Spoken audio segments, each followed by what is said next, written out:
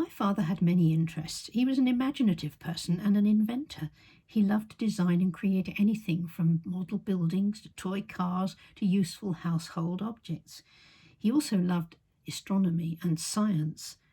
In an attempt to pass on his knowledge to me, he would think up exciting experiments to show me in a practical way how the world around us worked.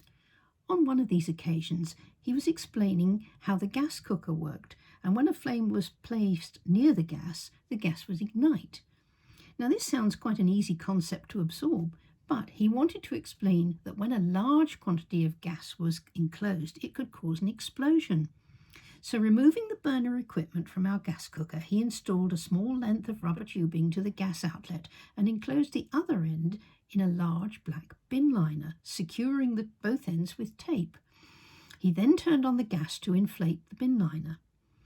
This is the point where my mother entered the kitchen. Now, she was quite used to my father's experiments and had learnt over the years not to ask too many questions. However, the look of horror on my mother's face was returned by a wide-eyed and innocent expression from my father, reminding me of a small boy got caught in the act of drawing on the bedroom wall. She left the room quickly when he remarked that it was just a science experiment. So when the bin liner was almost full, he turned off the gas and, inserting a long piece of string into the bag, he tied it securely, leaving a tail of string hanging from the bag. Now we went out into the garden, where my father explained how gas rises. Before he launched the bag, he took out a cigarette lighter and lit the end of the piece of string. As the bin liner rose gently into the still evening sky, we watched in anticipation.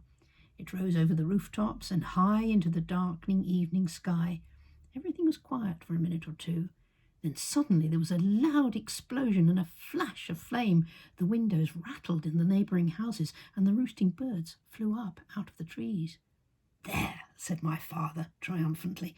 "See?" he grinned. "Good, eh?"